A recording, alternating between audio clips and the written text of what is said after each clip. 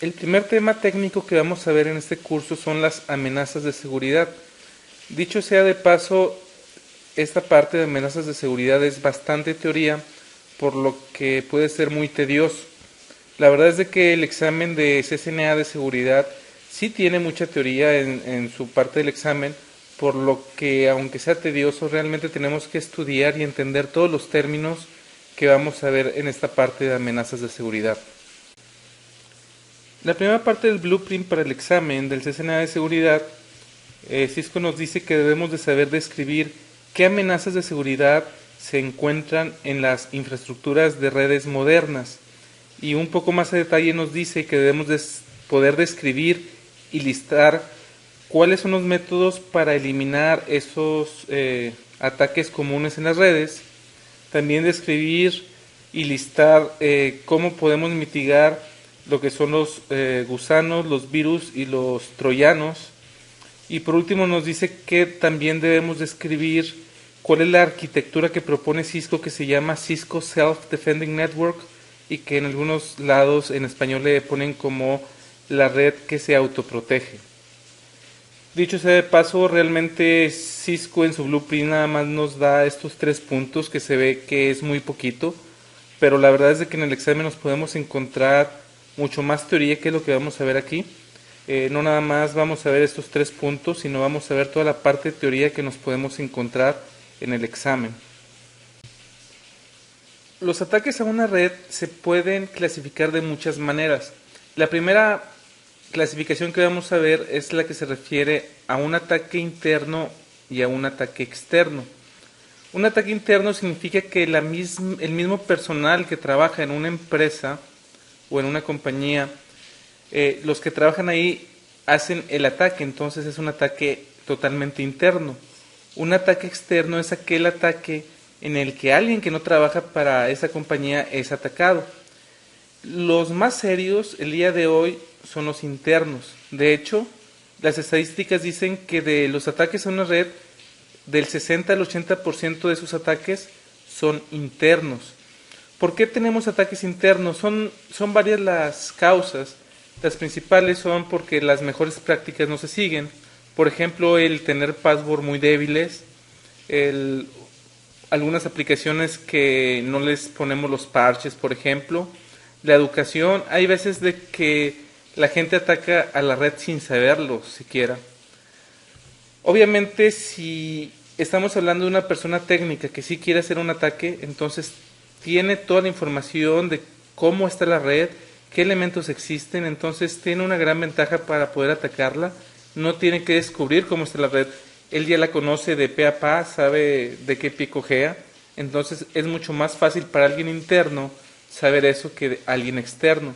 Y finalmente, pues tiene acceso ya sea por medio remoto, por medio de un telnet, SSH, o tiene, por lo menos también puede tener el acceso físico, puede ir al closet de telecomunicaciones y ahí va a estar el switch o los switches, etcétera. Entonces, tiene todo el material necesario para poder hacer el ataque. ¿Qué tipo de personas son las que pueden atacar internamente una red? Pues aquellos empleados que por alguna razón están descontentos, o tan fácil de que corran a una persona y esa persona tiene acceso por medio de VPN hacia la empresa o hacia los clientes de esa empresa. Es bien sencillo el que se pueda conectar y atacar la red de diferentes maneras, porque como les comento, finalmente tienen información, saben exactamente qué está configurado y por qué, saben que si le mueven algo de la configuración de un ruteador, por ejemplo, va a ser muy difícil, o puede ser muy difícil que sepan qué le movió exactamente, o tan fácil como borrar la configuración y reiniciar el router. Todo eso se puede hacer en un ataque interno y no necesariamente debe ser una persona que sepa cómo hackear una red, simplemente tiene la información de cómo entrar a ella. Los externos, como se pueden imaginar, sí hay un poco más de reto para poder atacarlo de manera externa, y finalmente el motivo por lo que se hace es para ganar dinero. Eso es lo que se busca el día de hoy. Antes, y estoy hablando de unos 4 o 5 años atrás, lo hacían mucha gente lo hacía por la fama. Muchos de los hackers lo hacían hacían virus o hacían gusanos por la fama más que otra cosa. El día de hoy, como vamos a ver, lo hacen más que todo por dinero. ¿Y cómo se puede cómo se puede ganar dinero? Robando información.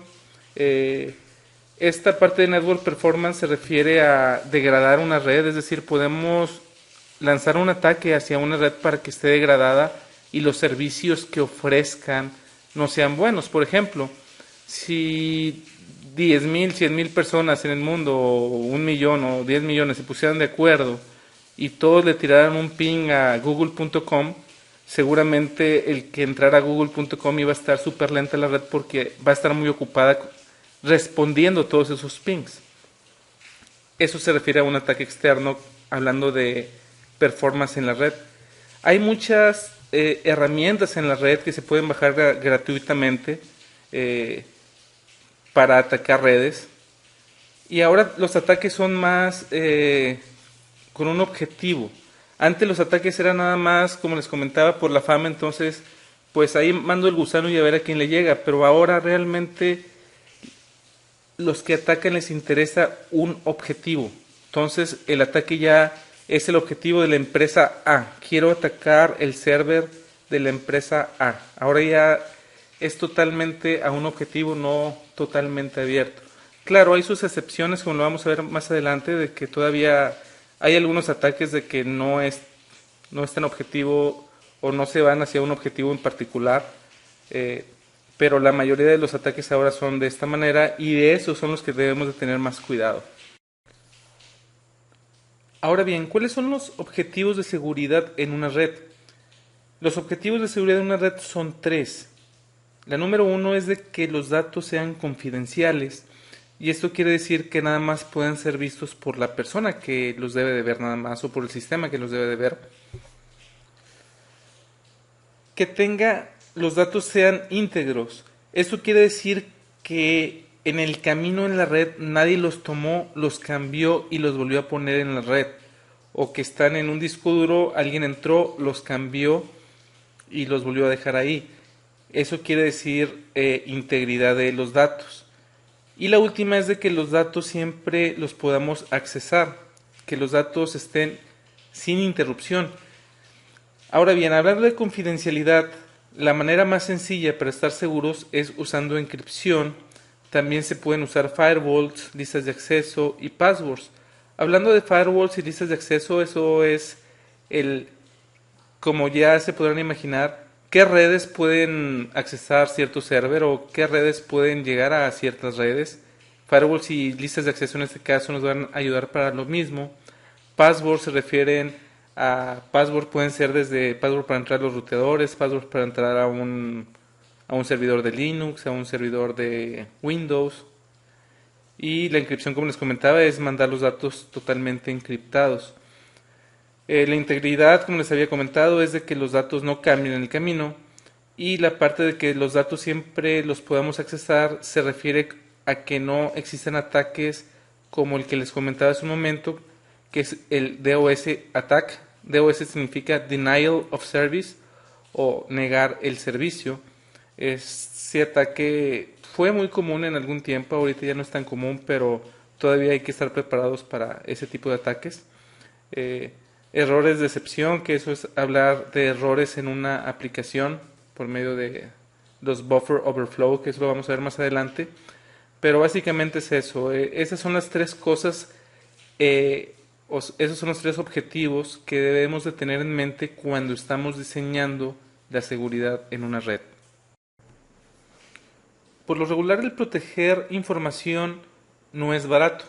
Es decir, si queremos que algo de información esté totalmente segura, nos va a costar dinero. Entonces, dependiendo de qué tan importante o qué tan secreta sea la información, debe de tener una clasificación. Entonces aquí podemos ver cómo, al menos en Estados Unidos, se clasifican los datos. Esto sí hay que saberlo para el examen. Recuerden que finalmente Cisco está en Estados Unidos y debemos de saber cuáles son las políticas de Estados Unidos y no las de nuestro país. Entonces, en el examen no nos van a preguntar cómo clasifican los datos el gobierno de México, sino cómo clasifica los datos el gobierno de Estados Unidos. En este caso, el sector público, el gobierno y lo que es la parte militar de Estados Unidos tiene 5 tipos de clasificación para los datos. La primera es no clasificada y quiere decir de que no se requiere privacidad, entonces estos datos son totalmente públicos. Después existe la que se le llama sensitive but unclassified, es decir, no está clasificada pero sí tiene cierto valor, y si se sabe ese tipo de información lo que va a causar nada más es algo vergonzoso. El ejemplo que se me puede ocurrir es cuando Mónica Lewinsky se hizo famosísima, ¿no? Eso no es de que si se supiera iba a formar algo malo hacia el país, pero simplemente sí era muy vergonzoso. La tercera es confidential o confidencial, y la información confidencial tiene una probabilidad de causar daño. Después tenemos la secreta, y la secreta se clasifica como secreta si existe una probabilidad que cause daño severo. Y por último tenemos la super secreta o la top secret, que la probabilidad es de que cause un daño muy grande. Entonces tenemos estos 5 tipos de clasificaciones para los datos, para el sector público, para el gobierno y para la parte militar de Estados Unidos. En el sector privado también tenemos clasificación de datos. Otra vez, es el sector privado de Estados Unidos, y sector privado se refiere a cualquier empresa. Aquí se manejan 4 tipos de clasificaciones. La primera es la pública, y esta por lo regular lo sabe todo el mundo, este tipo de información. Puede ser tan fácil que son los datos que están en la bolsa o los datos que se mandan por medio de marketing, etcétera. Está la información sensitiva o sensitive, que era la que muy parecida a la que habíamos en el sector público, en el que ese tipo de información realmente no hay ninguna amenaza de seguridad si se sabe, pero puede ser vergonzoso. Puede ser, por ejemplo, que el director de una compañía haya estado en la cárcel, por ejemplo. No va a pasar nada si se sabe, pero puede ser vergonzoso. Después tenemos la privada, y la privada es información secreta que se debe de mantener siempre actualizada, ese tipo de información. Y por último tenemos la confidencial, que esta información debe estar protegida de sobremanera. En la parte confidencial podemos tener, por ejemplo, la nómina, podemos tener, por ejemplo, cuáles son las estrategias de mercado, etcétera. Este tipo de información obviamente es súper confidencial porque no queremos que la competencia sepa qué es lo que queremos hacer. Hablando de la nómina, al menos aquí en México, aunque en teoría es confidencial, todo el mundo sabe cuánto gana el vecino o cuánto gana tu compañero de trabajo, ya sea porque tu compañero de trabajo te dijo para presumir o te dijo para quejarse, pero la verdad al menos en México esta parte no es tan confidencial como debería de serlo. ¿Qué es lo que se toma en cuenta para poder clasificar los datos si van a ser, por ejemplo, secretos o supersecretos o simplemente públicos? Lo más importante es el valor de los datos, esa es la número 1. Pero también tenemos que tomar en cuenta qué tan nuevos o qué tan viejos son esos datos. Ese es el punto número 2. El punto número 3 es la vida de esos datos que sean importantes. Por ejemplo, podemos decir la parte de cuando mataron a John F. Kennedy. Si vieron la película se podrán haber dado cuenta que el gobierno clasificó ciertos datos y dijeron que iban a ser públicos hasta cierta fecha. No recuerdo la fecha, pero entonces esos datos eran súper secretos en ese momento, pero al pasar el tiempo esos datos ya dejan de ser tan importantes y se les puede dar otra clasificación. Son los mismos datos, pero ya no tienen tanta utilidad el saberlos o que el público los sepa 40, 50, 60 años después que en ese momento en particular. Y por último, ¿qué tan personal son esos datos? Si es de una persona o si es de toda una institución. Entonces, estos son los 4 puntos que se toman en cuenta cuando se clasifican los datos. Ya que vimos cómo se pueden clasificar los datos, ahora debemos de saber quién es el que los clasifica, quién es el que los cuida y quién es el que los usa. Son tres roles totalmente diferentes. El dueño o owner es la persona que debe de clasificar la información. Es decir, el dueño es el que va a decir si esa clasificación, esos datos deben de tener clasificación no clasificada, por ejemplo, o que sea super secreta o que sea secreta, etcétera. Él también debe ser el responsable de revisar los procedimientos para hacer esa clasificación. Es decir, no es nada más porque él dice que es secreta, debe ser secreta. Debe de haber un procedimiento y debe de ser revisado periódicamente. Ahora bien, el dueño le da la responsabilidad al custodian, es el que va a estar encargado de realmente tener esos datos seguros. ¿Cuáles son las otras responsabilidades que tiene el que guarda los datos? Es hacer backups, checar la integridad de los backups, ver si realmente si se están haciendo bien los backups, si es necesario el sacar la información de esos backups, y por último debe de seguir una política para mantener los datos de forma segura. Por último tenemos al usuario. El usuario es el que necesita esos datos. Obviamente él sabe que esa información es privada, entonces él debe de tener la responsabilidad de proteger esos datos. De nada nos va a servir que tengamos súper segura la información si el usuario final de esos datos la está divulgando. Y obviamente para propósitos específicos se utiliza esa información. Por ejemplo, si estamos hablando de la nómina, pues tal vez el que hace los cheques a los empleados debe de tener la información de cuánto gana cada quien para poder hacer el cheque. Pero eso no significa que el usuario deba de decirle a todo el mundo cuánto gana cada quien. Al hablar de seguridad, tal vez lo primero que se nos puede ocurrir en nuestra mente es hablar de firewalls, hablar de ruteadores con listas de acceso, etcétera, etcétera. Pero realmente el control de seguridad va más allá de eso. Existen tres métodos de control y es el administrativo, el técnico y el físico. El control administrativo se refiere a programas de entrenamiento. Eso se refiere a los empleados, el que estén entrenados de qué es lo que se debe de hacer, qué es lo que no se debe de hacer. Es tener políticas de seguridad. Una política de seguridad son las reglas que se deben de seguir. Deberíamos también de tener en la parte administrativa el control de cambios o change management. El control de cambios, la verdad es de que en muy pocos lados lo he visto que lo tengan implementado. En otros lados lo he visto implementado y tiene sus ventajas y sus desventajas.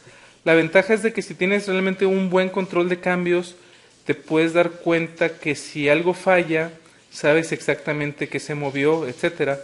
La gran desventaja que le veo a un control de cambios estricto es de que a veces nada más para prender una interfase te tardas 3 días en conseguir todos los permisos para ese control de cambios. Otra parte del control administrativo, por ejemplo, es hacer el login de los cambios de configuración, es decir, todo lo que nos manda un roteador cuando estamos haciendo un cambio, por ejemplo. Y otra cosa es el cuidar a los empleados, el verificar cuál es su background, por ejemplo, el saber si usan drogas, esa es una manera de verificar a los empleados. Otra es checar antes de contratarlos si tienen alguna vez han estado en la cárcel y por qué, etcétera. Entonces, ese tipo de cosas sí se usa mucho en México y se usa underground. Realmente no es oficial, pero yo he visto que sí hay una lista negra en algunas empresas, se las comparten.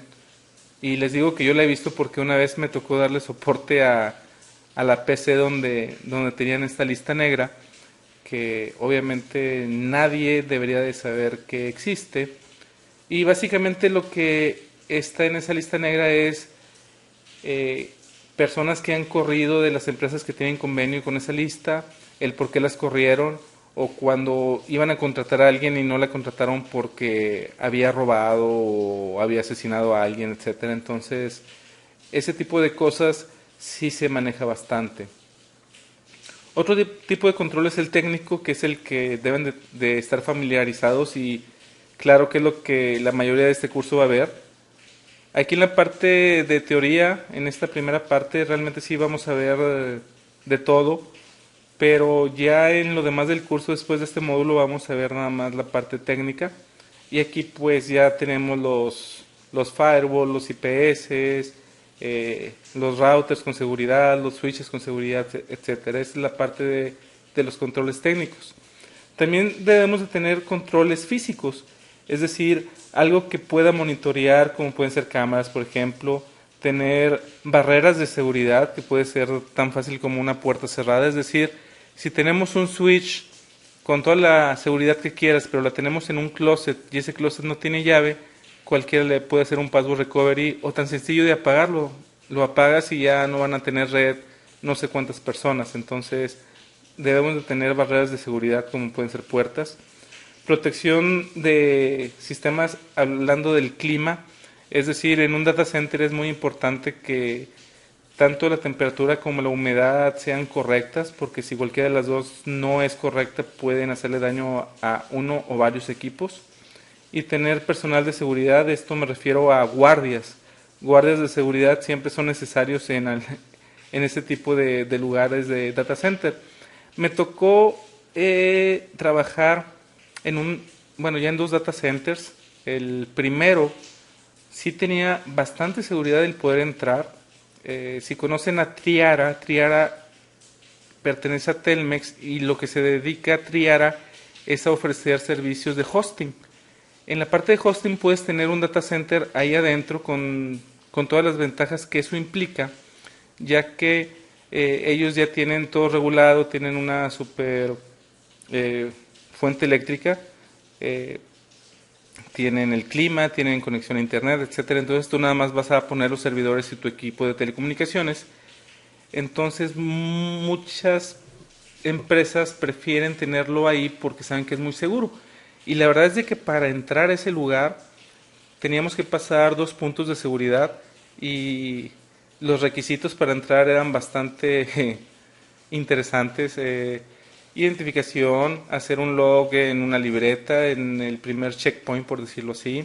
Te verificaban que no llevaras nada metálico. Si llevas algo metálico lo tenías que eh, dar de alta, número de serie, etcétera, etcétera.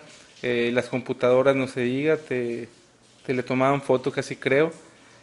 Tenían una seguridad increíble, entonces créanme que es una parte muy importante en un control de seguridad. De nada sirve que tenga los equipos súper seguros hablando en la parte de configuración si cualquiera puede entrar a un sitio y apagar el equipo. O cualquiera puede entrar a hacerle un password recovery y cambiar la configuración, por ejemplo. Entonces, la parte física de seguridad también es importante el tenerla en cuenta.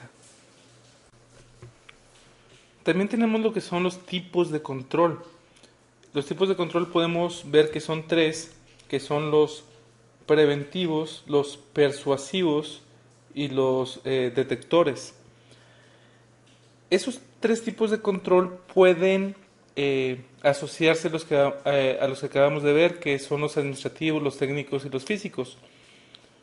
El preventivo se refiere a prevenir que los datos sean accesados.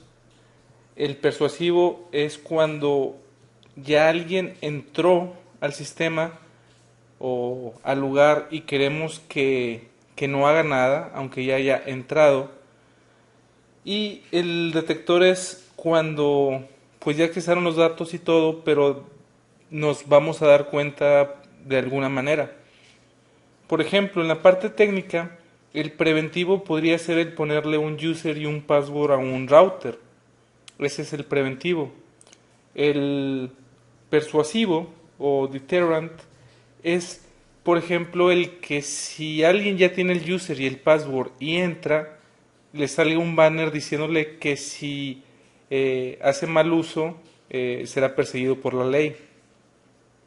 Y por último, el detectivo o el detective puede ser, por ejemplo, un log que genere una alarma cuando cambia la configuración. Hablando del físico, el preventivo, por ejemplo, puede ser de que para poder entrar a un sitio tengas que entrar con una identificación, el ponerte en una libreta tu nombre, etcétera. El persuasivo podría ser de que, por ejemplo, suene una alarma si entras a un lugar que no deberías. Y el detectivo podría ser, por ejemplo, una cámara que existe en ese lugar para saber quién entró y quién accesó a los datos. Cuando existe una brecha de seguridad y ya accesaron los datos o ya hicieron algo los hackers o la persona que atacó, el que investiga debe, cuando tiene algún sospechoso, debe de proveer de tres cosas para poderlo acusar.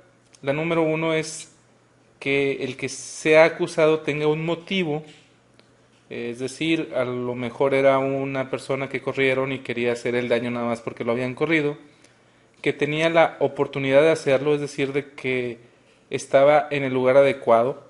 Si por ejemplo esta persona que están acusando resulta que se encontraba en el cine y tiene testigos, pues como que si no es posible que lo haya hecho él, a menos de que en su teléfono celular, un iPhone o algo parecido, tenga una aplicación para poder entrar por telnet a cierto lugar, etcétera, que sí es posible. Y por último, que tenga los medios, es decir, que técnicamente sí tenga los medios para poder hacer el ataque que se dice que hizo. Algo importante es de que cuando ocurre una brecha de seguridad, cuando estamos acusando a alguien de que se accesó los datos, ese sistema no se puede apagar o no se debe de apagar ni de rebotear ni nada por el estilo para poder hacer un análisis correcto de qué es lo que ha pasado, tener todos los logs, etcétera. Y cuando apagamos el equipo, todos los logs se van a ir a menos de que tengamos un servidor externo. Entonces, debemos no apagar o rebotear el equipo. Y por último tenemos el concepto de la cadena de custodia o chain of custody, y eso quiere decir desde que ocurrió la brecha quién estaba administrando el equipo, a quién se lo pasó, es decir, todas las personas que tuvieron contacto, ya sea físico o remoto, del equipo, se debe de saber quién fue el que estuvo monitoreando después de que pasó, porque finalmente también pueden ser sospechosos de que algo haya cambiado desde la brecha de seguridad hasta que el investigador tomó el caso.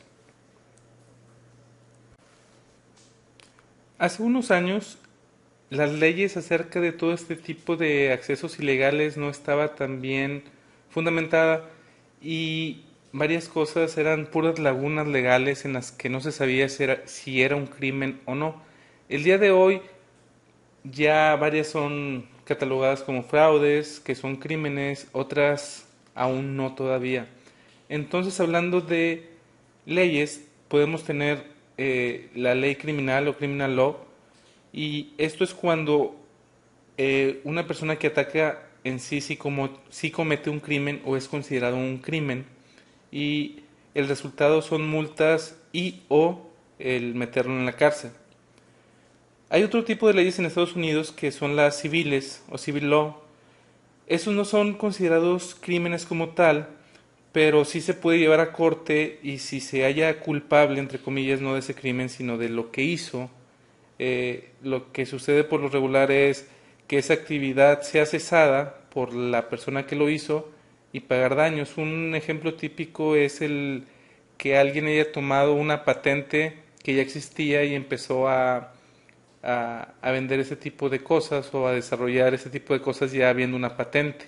Entonces ahí, por lo regular, bueno, no por lo regular, ahí no hay crimen, entonces como no hay crimen no lo pueden meter a la cárcel, pero sí se puede llegar a encontrarse culpable y si es así debe de pagar los daños y dejar de hacer eso. Esta otra tipo de ley en Estados Unidos que se llama la administrativa o administrative law, y eso es más que todo en la parte de agencias de gobierno como el FBI y ese tipo de cosas.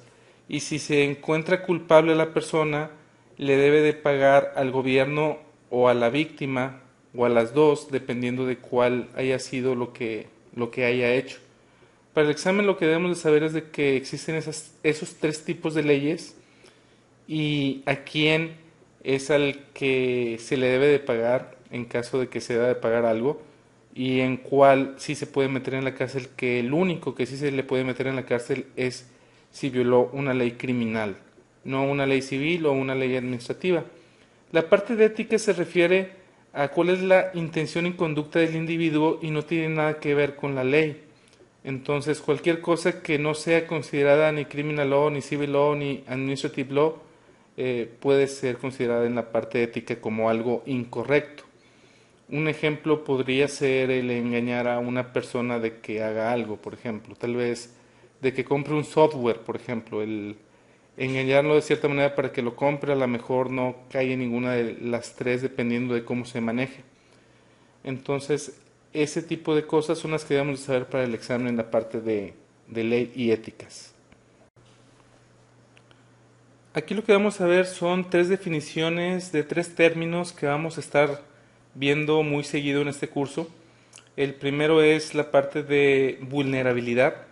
La vulnerabilidad se refiere a cualquier debilidad que tenga un sistema que pueda ser explotado o que podemos tomar ventaja de esa vulnerabilidad. El segundo es un riesgo y el riesgo es la probabilidad de que un ataque en específico pueda explotar una vulnerabilidad en particular. Por último, el exploit eh, es un código de computadora que puede atacar una vulnerabilidad. Eh, los exploits más comunes son en Windows, como se podrán imaginar. Entonces, cualquier tipo de programa que pueda explotar alguna debilidad en ese sistema operativo es un exploit. Y el exploit, como les digo, es un código, es un programita que hace algo maligno. Entonces, esas tres definiciones sí las debemos de tener bien en la mente, lo que es la vulnerabilidad, el riesgo y el exploit. Podemos encontrar varios tipos de vulnerabilidades. El primero son errores de diseño. Eh, ¿Qué les puedo comentar aquí? Puedo hablar mucho de errores de diseño. Algunos sí pueden ser errores del que diseñó, algunos son por parte del cliente. Hace poco me tocó ir a visitar a un cliente que iba a poner una sucursal nueva y yo les comentaba que deberían de tener un firewall interno, no nada más uno externo. Y me decían, pero ¿para qué me quiero proteger de mi red interna si lo único que quiero es que no me ataquen desde afuera? Entonces, como les había comentado, la mayoría de los ataques vienen desde adentro, no desde afuera. Entonces, un error de diseño es no pensar que el ataque va a venir internamente y nada más externamente. Y este tipo de errores de diseño, créanme que son muy comunes, más que todo porque los administradores de red o algunos administradores de red, no es generalizar, no se dan cuenta que debemos de pensar también que puede haber ataques internos. Otro tipo de vulnerabilidades son la debilidad de un protocolo. Vamos a ver más adelante que TCP es un protocolo con algunas vulnerabilidades, entonces sí debemos de tener también eso en mente cuando estamos hablando de vulnerabilidades. Otro tipo es el de software. Ese también es muy común hablando de Windows. Cada rato cuando ustedes se conectan, ya sea XP o Vista, se dan cuenta que se bajan parches automáticamente y diciendo que son importantes. Todo eso es tratar de parchar y parchar y parchar el sistema operativo. No digo que sea malo, lo que estoy diciendo es de que día a día se encuentran nuevas vulnerabilidades en un sistema operativo que ya tiene mucho tiempo. Por ejemplo, yo en esta computadora estoy corriendo XP. XP se supone que es un software estable en este momento, ya que está Vista y Windows 7 por salir. Debería de no tener tantas vulnerabilidades, pero el día de ayer o antier se bajaron parches todavía. Otra vulnerabilidad es tener algo mal configurado o tenerlo configurado de manera errónea. Por ejemplo, el usar Telnet no es seguro. Entonces, si podemos usar SSH, ¿para qué vamos a estar usando Telnet? Entonces, esa parte se refiere a misconfiguration. Otra parte es el código hostil. Es simplemente hay algún código en algún lado que hace algo mal y que nos puede afectar.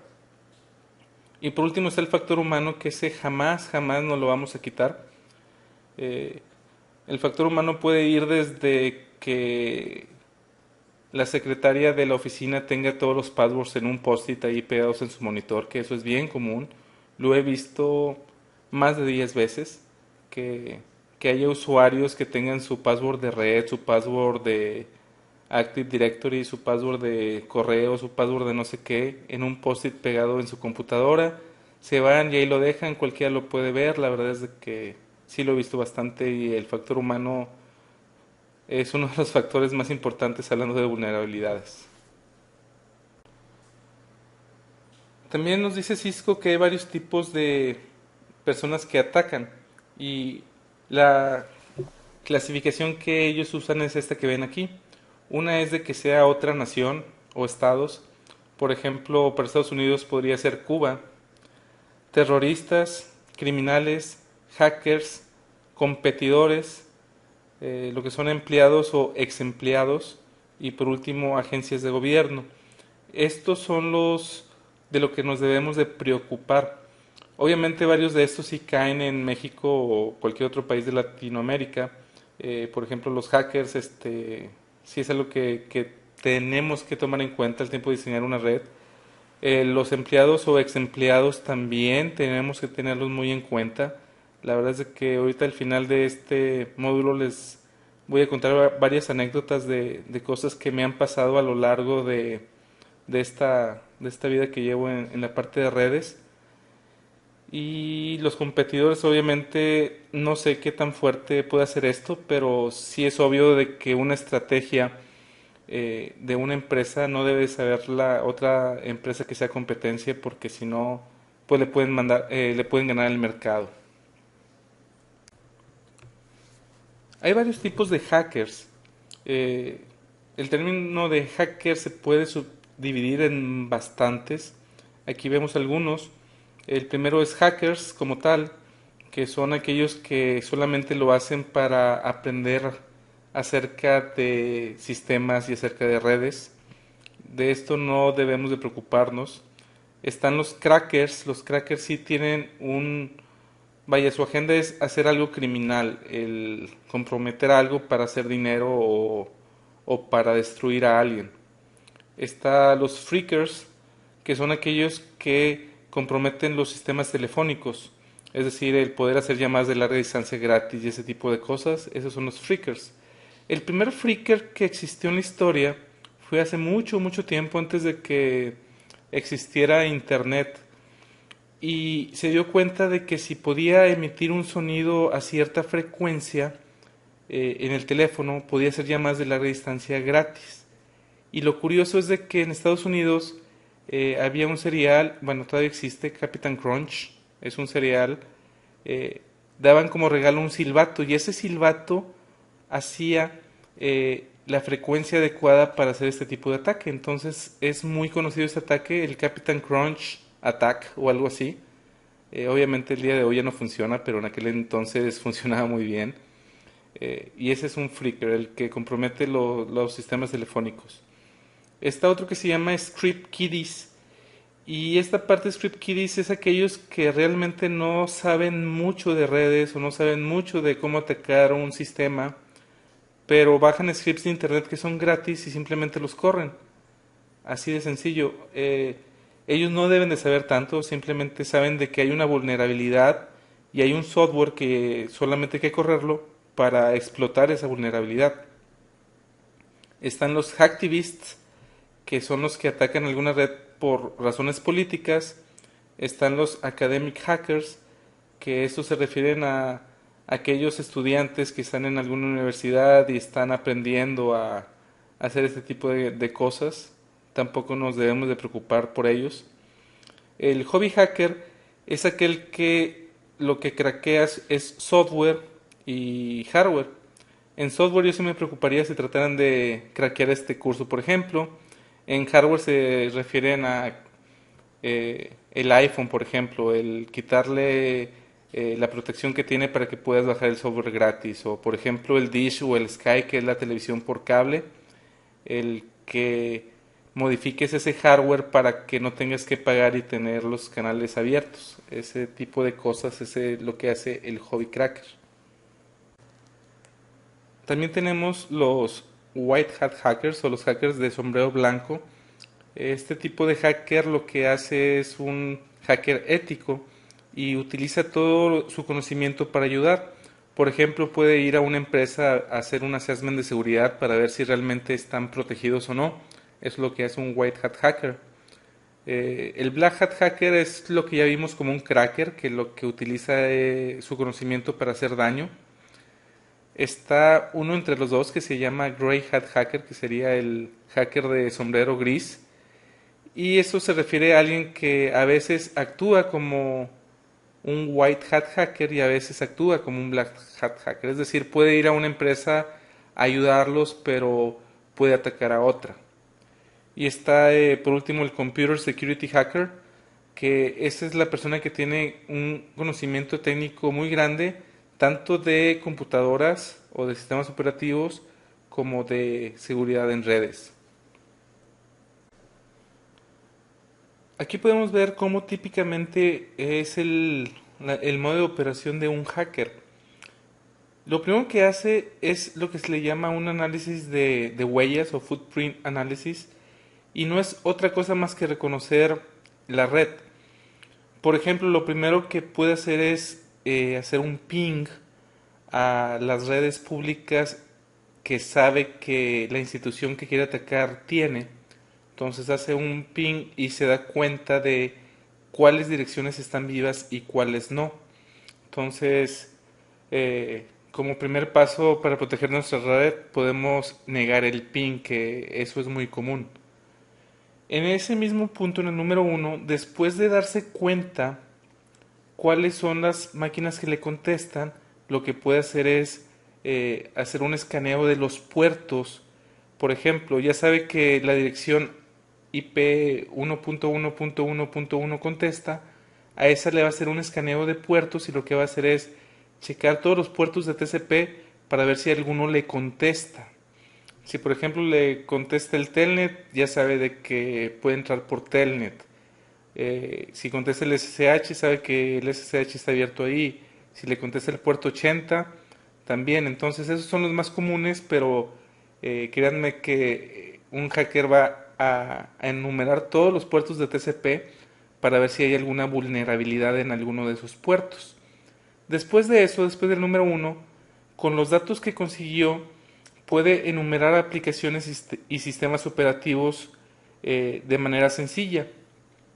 Por ejemplo, si le contesta el telnet, pues es tan fácil como darle un telnet a esa dirección y ver si le pide user y password y de qué manera se los pide para saber si a lo mejor es un ruteador, a lo mejor es un sistema de Linux, etcétera. Entonces ya puedes saber qué sistemas operativos existen ahí dependiendo de qué puerto les contestó. El punto número 3 es manipular a los usuarios para obtener el user y password para poder entrar. Y esto se hace por medio de lo que se le llama social engineering o ingeniería social. La ingeniería social se refiere a tratar de conseguir información de user y password marcándoles por teléfono, por ejemplo, a los usuarios y decirles, soy de soporte técnico y necesito tu usuario y password para poder instalarte algo. Esa es la manera más común. A mí me pasó, de hecho, cuando yo trabajaba en Avantel. Avantel es una empresa que ya no existe, por eso ya puedo hablar libremente de ella. Avantel era una empresa, para los que no sean mexicanos, que daba servicios de telecomunicaciones de larga distancia, por ejemplo. Entonces yo recibí 2 o 3 llamadas fácil, me marcaban y me decían, hola, habla el director de X departamento, estoy fuera de México, necesito que me transfieras una llamada a este número telefónico. Entonces ahí lo que estaban haciendo con Social engineering era tratar de conseguir llamadas de larga distancia gratis eh, cuando alguna persona que le contestara realmente sí los transfiriera. Yo la verdad es de que les colgaba, porque si iba a ser un director no me iba a marcar a mí, pero bueno. Entonces de esa manera puedes conseguir usuarios y password. Y la verdad es de que sí es muy común. Hay personas que se dedican a tratar de demostrar que sus usuarios no están educados.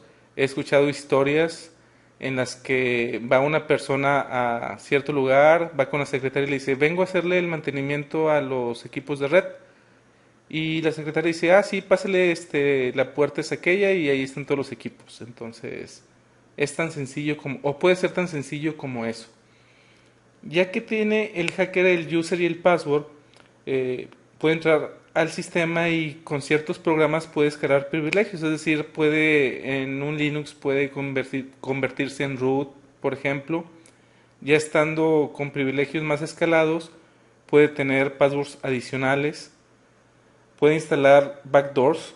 Backdoors es un programita que lo que hace es que tú puedas entrar a ese sistema no por la manera convencional. Simplemente si la manera convencional es por medio de Telnet, puede abrir otro puerto extraño, por ejemplo, no sé, el 1000 o 1089 de TCP y por ahí conectarse. Es un puerto que nadie va a estar monitoreando, entonces puede hacerlo de esa manera por medio de un backdoor. Y por último, el 7 es usar el sistema, es decir, ya que puedes entrar cuando quieres porque instalases un backdoor, nadie te va a estar monitoreando esa cuenta o esa manera de acceso, entonces ya puedes usar el sistema para lo que quieras. Otra clasificación que podemos tener de ataques es la que se muestra aquí.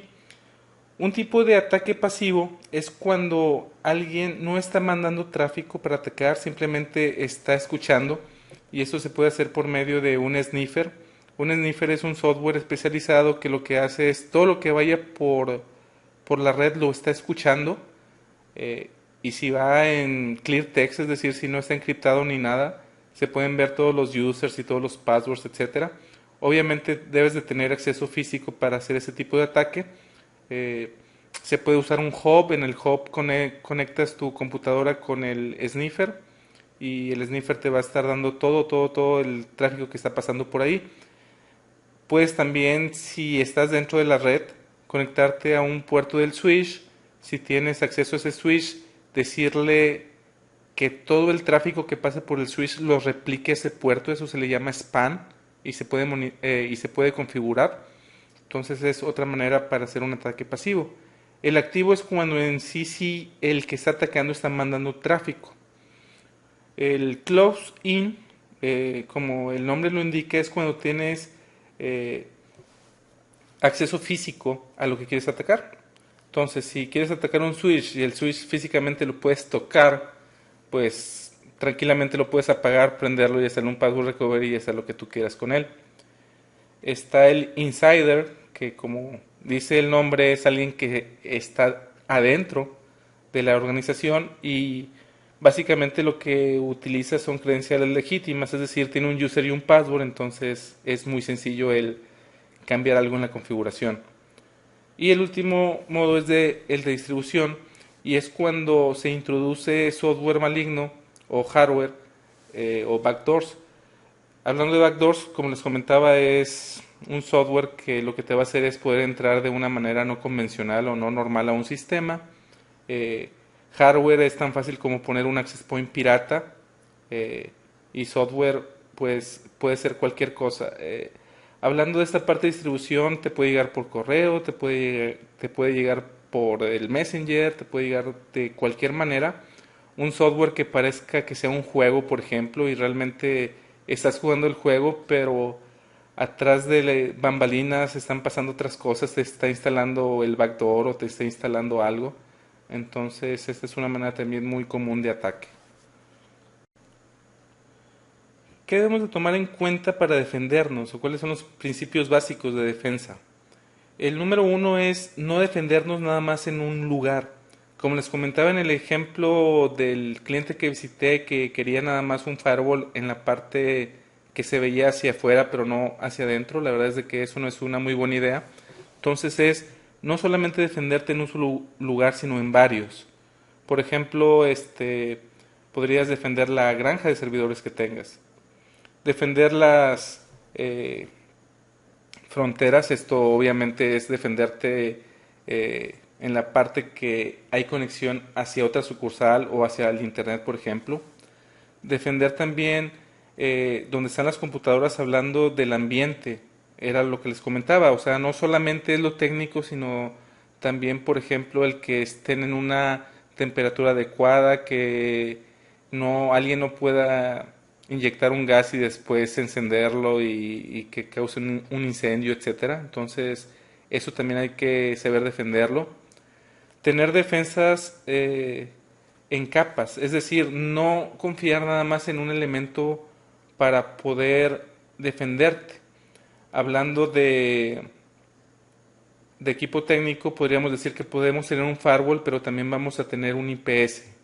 O en la parte física, vamos a tener alarmas, pero también vamos a tener cámaras. Entonces, tener varias capas de defensa, no nada más una. Usar componentes robustos, obviamente. Tener una buena administración de llaves fuertes, es decir, si vamos a usar password, van a ser password fuertes y que eso realmente sea administrado. Tener un IDS y un IPS. Eso lo vamos a ver más a detalle más adelante qué son. Y por último, si estamos usando encripción, que también vamos a ver la encripción más adelante, que sea una encripción realmente fuerte y que no sea de las sencillas. Aquí terminamos la primera parte de teoría. No hemos terminado la parte teórica, como pueden ver en el temario, o si compraron el curso, como pueden ver todavía hay más de esta misma parte. Pero el ver tanta teoría seguida, la verdad es de que es cansado y ya llevamos casi una hora hablando y la verdad es de que yo sé que aunque le pongan pausa, es un alivio el ver que ya terminaron el primer video por lo menos. Lo que quiero hablar aquí, además de lo que siempre digo, que es de que están los foros y está mi correo para que me contacten por cualquier duda, es tips para el examen en esta sección de teoría. Yo presenté este examen hace menos de 2 semanas, lo presenté en el Networkers. La verdad es de que no estudié nada y me topé con preguntas de teoría que no me imaginaba que me podían preguntar. Por ejemplo, la clasificación de los datos, no tenía mucha idea de cuál era la diferencia entre el sector público y el sector privado. Eh, Preguntas de este tipo de teoría que la verdad es de que sí hay que tenerlas en la mente. Sí pasé el examen, para los que se están preguntando, sí lo pasé, pero la verdad es de que no fue tan sencillo como me lo imaginaba. Los que ya saben, tengo el CCSP, que es el profesional de seguridad, y tengo el CCIE de seguridad, pero ahí en ambos se ve mucha parte técnica de cómo configurar cosas y se ve poca teoría. Entonces el CCNA de seguridad realmente está enfocado en mucha parte teórica que la verdad sí, sí es bueno saberlo, no puedo decir que no. Lo malo es de que sí se deben de aprender. Todo lo que he dicho hasta este momento puede venir en el examen y se lo deben de aprender. Todos los términos, todas las clasificaciones de todo lo que vimos es importante para que puedan pasar el examen. Ahora bien, ya que hablamos del examen, me gustaría platicarles un poquito anécdotas de lo que me ha pasado en lo que he trabajado en redes, hablando de ataques internos sobre todo. Voy a tratar de hablar cronológicamente como me han sucedido las cosas.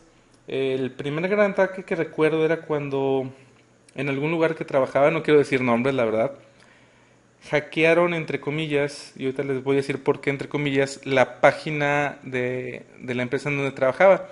Lo que pusieron fue una foto pornográfica en la que aparecía un caballo y una chica. La página duró arriba menos de 4 minutos, y cuando el administrador de ese servidor en particular se dio cuenta, lo que hizo fue desconectar el servidor. Entonces se quedó sin servicio, pero al menos ya no estaba esa página al aire. Eh, y decía hackear entre comillas porque la persona que lo hizo entró con un user y un password que tenía. Entonces, tanto como hackear la página no fue así, simplemente tenía las credenciales de cierta manera. Finalmente esa persona fue descubierta y obviamente fue corrida de la institución. Eh, las personas que lo detectaron lo que hicieron fue verificar los logs del server, se dieron cuenta desde qué IP se había conectado para hacer eso. Después de tener la IP se fueron a los switches Cisco, se dieron cuenta cuál MAC address había hecho el daño. Y como en esa institución no tenían, por decirlo así, un lugar asignado y se podían conectar en cualquier nodo, lo que se hizo fue un programita en C que lo que hacía era entrar a todos los switches y buscaba esa MAC address para ver cuándo se conectara. Cuando se conectó, mandó una alarma de que esa MAC address estaba conectada en cierto puerto. eh, entonces la persona de seguridad pudo ir a ver quién estaba en ese puerto conectado y ya encontraron en su PC todas las fotos que había subido, etcétera. Entonces no fue tan difícil encontrarla. En otra ocasión, en una empresa que trabajaba, mi jefe me pidió que me quedara en la noche para hacer una ventana. Le pregunté, oye, ¿de qué cliente es? Y me dijo, no, no te puedo decir ahorita, te digo más tarde qué es lo que vas a hacer. La verdad es de que sí estaba medio raro de que cuando es una ventana de mantenimiento, por lo regular te dicen con tiempo qué vas a hacer para prepararte, no nada más técnicamente, sino psicológicamente, cuánto tiempo te vas a tardar, etcétera. Más tarde lo que me comentó era de que iban a correr a una persona y tenían miedo que cuando saliera pudiera entrar por VPN a los clientes que él tenía y hacer modificaciones. Esta persona era muy buena técnicamente, obviamente tenía todos los medios, tenía la oportunidad y obviamente tenía un motivo, porque si te corren, pues finalmente puedes sentir resentimiento por la compañía que te corrió y puedes hacer algún daño. Entonces, la ventana de mantenimiento que me pidieron que hiciera era a mí y a otros dos compañeros, porque eran muchos equipos, era cambiar el password en todos lados de VPN, el password de user y password, los enables, etcétera, etcétera, etcétera. Entonces, aquí aunque no se concretó algún ataque, lo que quiero decir es de que esa empresa sí se preocupaba por sus clientes y el saber que si una persona quería hacer daño podía hacerla de manera muy sencilla el tratar de evitarlo. Hablando de seguridad física también tengo una anécdota que contar.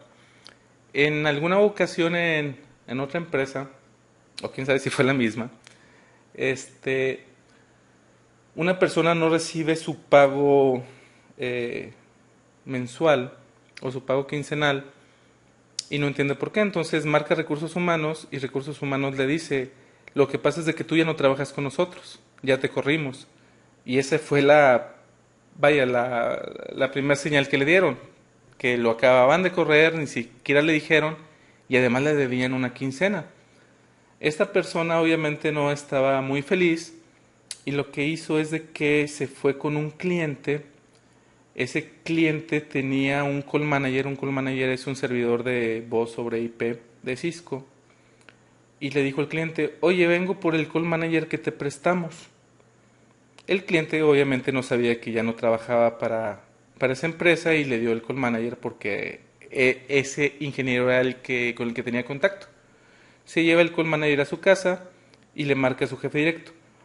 Oye, supe que me corrieron, no me han pagado una quincena, tengo secuestrado el call manager y no te lo voy a regresar hasta que me pagues y si no me pagas pues lo vendo por eBay o lo que sea, pero ese dinero me lo tienes que dar. Obviamente, a final de cuentas, se dieron cuenta que por un error administrativo no le habían pagado esa quincena. Finalmente le pagaron la quincena y el call manager regresó a las manos de la empresa. Pero una manera tan sencilla de hacerlo es ir con el cliente, que el cliente no sabe que ya no trabajas para ese proveedor que tienen y te robas el equipo. Digo, no es muy complicado. Esta persona no se lo quería robar y a final de cuentas no se lo llevó. Simplemente lo secuestró mientras que recibía el dinero que era suyo finalmente.